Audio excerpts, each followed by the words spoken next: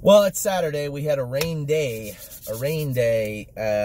today, so cleaned a bunch of stuff up at the barn. The guys did. I didn't. I got to go watch Ollie play ball hockey though, which was good. A lot of stuff going on right now. I didn't realize that when I send messages out to segregated groups, they don't always just stay in the segregated groups, which that was interesting. So many of you know now there may be a sale brewing for Lawmaker. And it's not a sale that I saw coming. Obviously, you don't generally get offers on horses that are 2 months away from the races. But this offer or offers came from Norway. And he may be sold. We might be selling Lawmaker. So it's a decent amount of money, but money that we can't overlook. Obviously, I've said this a million times. This is a stable of racing, and Lawmaker is as much TheStable.ca as I am. I've said that before, but we have to make smart decisions moving forward. You know, this stable doesn't run on sunshine and rainbows. It runs on revenue, and sometimes all of us, it's nice to make some money. And although this stable isn't built on a return on investment, it never was. Obviously, we're racing horses for money. It would be nice to make money. We had some great seasons with Lawmaker, with White Tiger, with all the horses in Ohio last year. The gentlemen, the people that own Swandre the Giant are obviously happy. A lot of good. A lot is good. A good has come out of the barn. But as I say that, there's a lot of people out there saying, yeah, well, what about me? I didn't own White Tiger. That's racing, and we all know that. We're all big boys and girls. But it would be nice to, you know, get our picture taken a lot more. And certainly this winter, it's been a dry, to say the least. The weather hasn't been dry, but the winter circle certainly has. Our racetrack, our racing season was. And that's my fault, 100% on my shoulders. You know, a little bit of foresight would have helped. I think that I was a little too optimistic on the horses we had coming back. I placed way too much responsibility on them doing well, and when they did not, it reflected very poorly on the stable and on myself. But as I said to you before, and time again, we'll chalk that up to live and learn. That won't happen again. What did happen again is I trained all the horses that I would have deemed, and you would have also, trained poorly. Flat, made a break, rough, just for a number of reasons, a multitude of reasons. They did not train well on the Wednesday. So I want to know what's going on with them. It was a small enough number, which was great. There's Ollie Bear. It's a small enough number that it was great, but that I could go with them all and really get a sense of them. I spent all morning and afternoon training horses, changing equipment, changing shoes, and getting these horses to a place where I was at least happy with them. I can say that I was very, very thrilled with most of the horses that trained. Some of them trained better. Which is good. Some of them trained very, very good. And there's a couple on this list you're going to say, I don't believe you. And you're not going to believe me, but that's just the way it is. These horses trained on a track that was a little more firm. We made a tiny shoeing adjustment on one horse in particular, and trained in, unbelievable, really. 1 mile and 2:21, I think, last half, and 1:06. Now, I only went a mile with these horses because they did train pretty hard just 2 days before. It was a lot to ask, but at the same time, you don't do, it was like when I was young. You don't clean your room, you just gotta have to clean it again. So, Oliver, I'm talking, bud. What's up? I threw underhand ball and I catched it like this. Good job. It's raining out. He's playing baseball. He's pretty high on himself. Good boy. All right, I got to finish this up. I'll be out 1 sec. Ollie loves baseball. He loves ball hockey, and he's in the front yard. He just threw the ball at the front door. Probably not a good idea. Anyway, as I said, you didn't do your work great on Wednesday. You're going to do it again on Friday. And the reason it was Friday, not Saturday, is because with the wonderful inception of weather apps, I knew that it was going to be a monsoon Saturday in Ontario. So I trained them all on Friday. Well, Harry and Kevin jogged everything today. I love the diligence, eh? Harry and Kevin jogged everything today. Jason did too, but the babies didn't go out today. We did have one little incident yesterday that was very scary at the time, but it ended up well. Cabernet. You notice she made a break. Danny told me she jumped over a shadow on Wednesday and did not train well. So I go to train her Friday, jog her around a little bit. I go to turn her to go her mile, but she's not acting right. Her tail's kind of kinked up in the air. Usually with horses, when their tail kinks up like that, they're uncomfortable. So right away, I'm like, and I tap her on the tail, and she just kind of jogs off, but she doesn't jump forward. I stop her. I look at her. I turn her around, and I go back to the barn.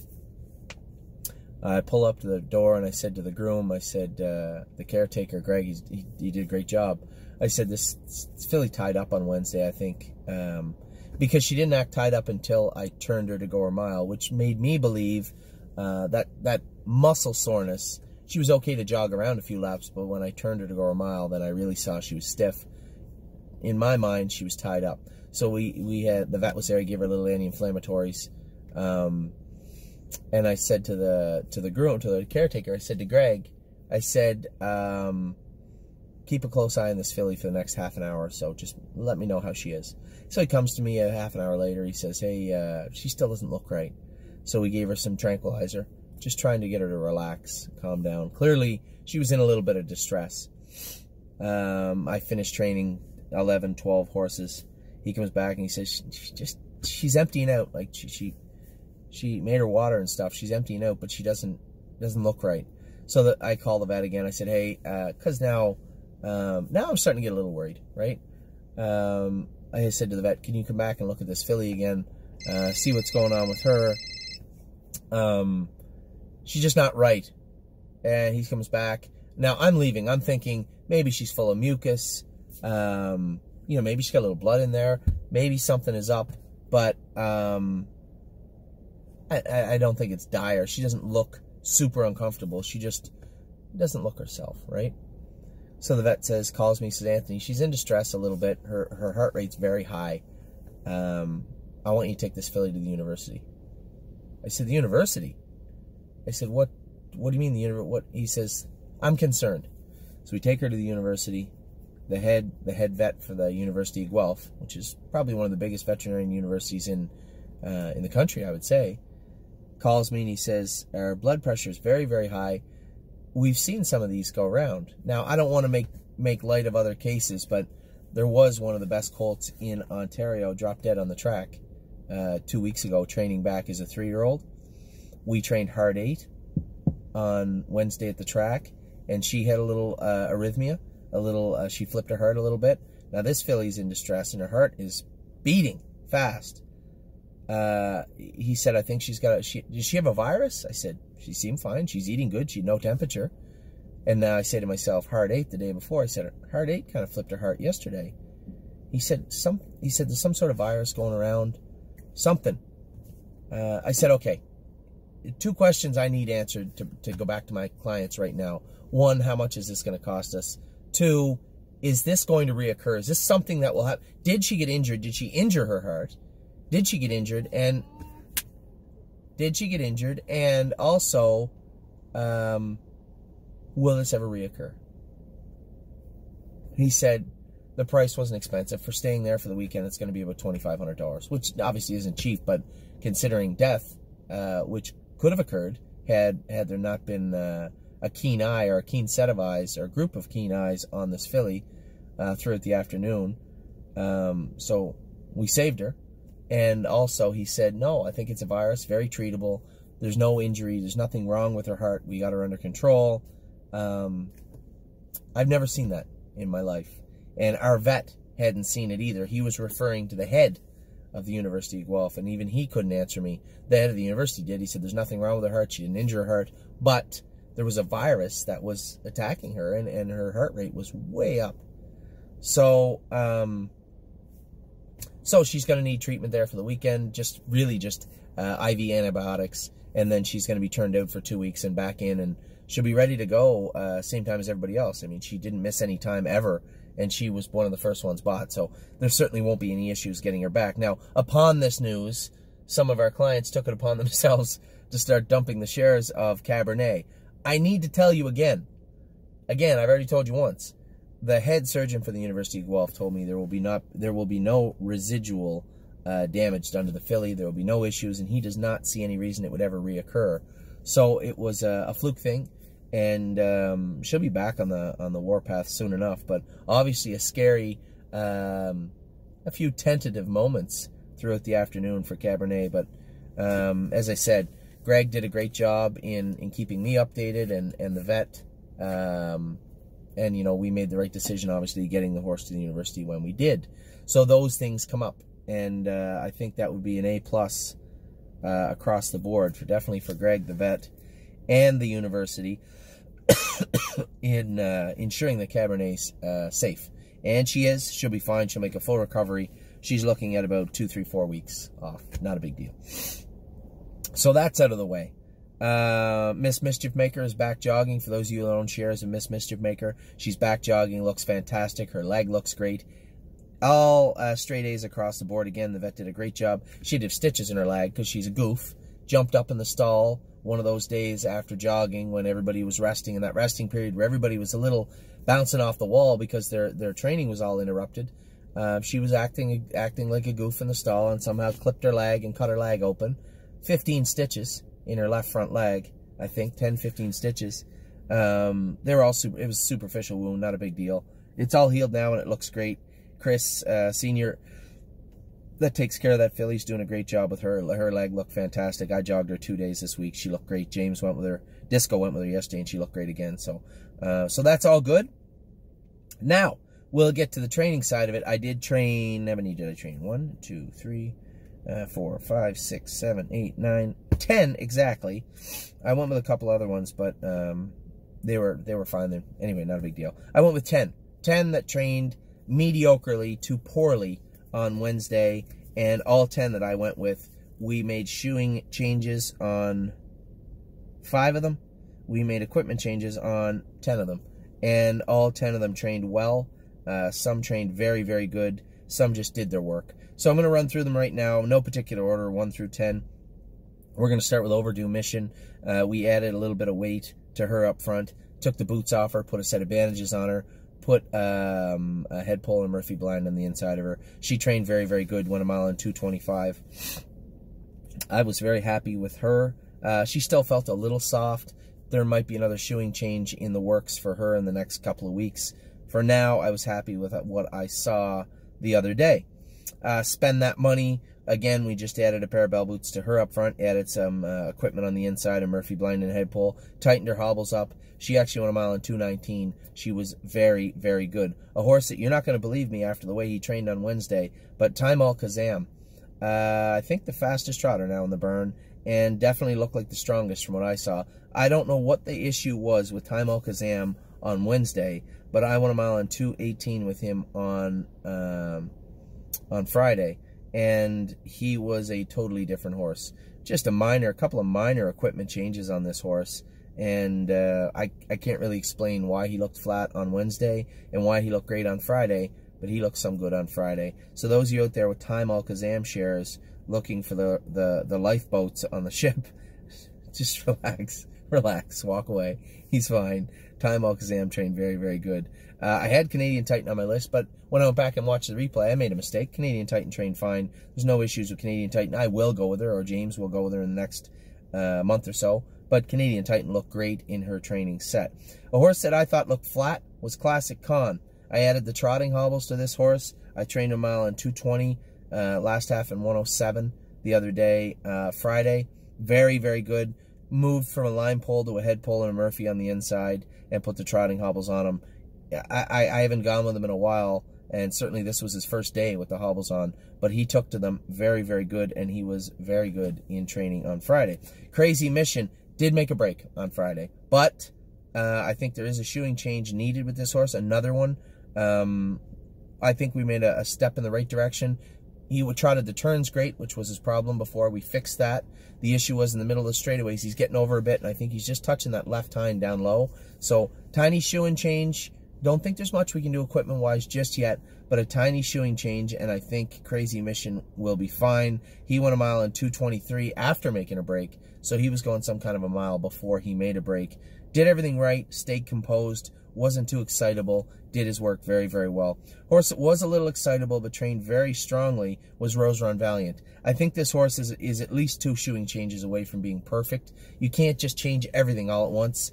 I think he was better training the other day, but he still felt a little rickety. He's got to get in. He's got to find a more smoother gait, and we can get him there. There's a number of things we can try. He trained very well, trained him out in 2:22, and looked very, very good doing it, but I think he could look a whole lot better. A horse that I don't think can look a whole lot better was Bend Over. Bend Over went a mile in 2:21. I thought he was good. I think he needs to train with horses. Down the lane, he was getting a little tired. I think he was touching himself a little bit. I'm going to put a little light set of trotting boots on him instead of bandages, but he was trotting very, very good and did his work very well. Blasted through the turns, finished up strongly, finished up his mile strongly, and then immediately decided that was enough for the day and kind of went to pull up a little bit. I think that was just him being green and being a little stupid and a little ignorant. But with other horses around, I'm sure he wouldn't have done that at all. So Bend Over trained well. His gait was perfect. A filly that didn't surprise me at all was Marzank Hanover. Marzank Hanover's flashy. She got a lot of speed to her. She wanders a lot, looks at everything. Still very timid and immature mentally, but very strong. I trained this filly a mile in 2:22, got the last half in 1:06. She was very strong, very good doing her work, never let up, paced through the mile, into the backstretch, just wanders, you know, kind of like a sailboat. She just kind of drifts a little bit, and I think she just needs to focus. You know, when you see those horses drifting around, they're not paying attention to the work, and they're not putting out a full effort. She was impressive looking to me, and obviously did not put a full effort in, and still impressed me. So Marzank Hanover is exactly how I thought she'd be. I hadn't gone with her maybe 3 or 4 times in her life. I went with her the other day, and I thought she was very good. A horse that did not surprise me at all. I did put the hobbles on Olympic Hopeful. I've told everybody this is one of the slickest gaited, nicest gaited fillies, and we went and put a set of trotting hobbles on her. But 1, 2, 3, 4 with the hobbles on, mile in 2:22. Again, looked great doing it. Last half in 1:08, I think, maybe 1:09. But looked very, very good doing it. Couldn't be happier with the way Olympic Hopeful looked. And a horse, again, didn't surprise me because he had a slick gait. We just had to make a tiny shoeing change, pull his hobbles in a little bit, and put a head pull on him, was Utopian. Utopian went out and trained a mile in exactly 2:20 last half and exactly 1:07 last quarter, in exactly 34 seconds flat. And 33 seconds flat. He looked very, very good doing it. I thought he felt strong. Didn't put any steps in. If you look at his Wednesday video, he ran all over the track. Every turn, coming out of the turn, he was rough, he was hot. Put a snake cord in his mouth, too. He was not hot the other day. He was 2 fingers training. Did everything right. Did everything wrong on Wednesday and did everything right on Friday. So that was the run-through of the 10 horses I went with. You know, considering those were the 10 I thought I had to go with, and they looked that much better on Friday. You know, you look at it, we have 70 horses now. 70 horses are in our care, and for better or for worse, all 70 have been around between 225 and 230. All 70 aren't lame. They're staying sound. Muscle Chrome, as I said, little bumpy at times. We know what's wrong with her. Her knees are bothering her, but they're not killing her. They're still fairly cold, but they bother her. So we're going to continue to work on that stuff with Muscle Chrome. I was very, very happy with that filly overall, and I think that she will be just fine in the coming months. We just have to get her to the races in a smart manner. You know, don't push with her just because it says on the calendar, you know, April 15th, oh, they have to be training in X. You're looking for trouble if you do that. She'll be ready to go when she's ready to go. She'll train when she's ready to train, and she won't when she's not. And that's a very, very important thing to understand. Even though we have the biggest stable in Canada, we're not going to treat this like a big box barn where we just do things by the numbers, train with a calendar, and, you know, if it doesn't work out, it doesn't work out. I'm not going to do that. Muscle Chrome isn't going to fit in any calendar training. She needs to fit into a very specialized, a very subjective training schedule for her, and I'm sure we'll get her there. I don't see any lameness. I thought she actually looked much improved as far as her soundness goes in her last training mile on Wednesday, and I think we just need to take our time with her. So I'm happy with what I saw so far. I'm happy with Muscle Chrome. I'm very, very happy and lucky, as our clients are with Cabernet. That could have turned out poorly and very badly. That would have bothered me quite a bit. So I think everybody did their job, went above and beyond to make sure that that filly came out okay, and she did. So that's good. Obviously, we went up and down the shed row to make sure there wasn't any other horses acting oddly or had any signs of any odd virus or bug or whatever the hell was going on with her. But as I spoke to the surgeon again, the head vet, he didn't make it sound like this was anything you can diagnose until it's in front of you.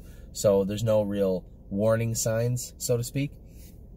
Whatever. It is what it is. She's safe. She'll be back Monday. She'll have a few weeks off, and Cabernet will be back on her best foot. For those of you out there that are still dumping your shares, dump away, I guess.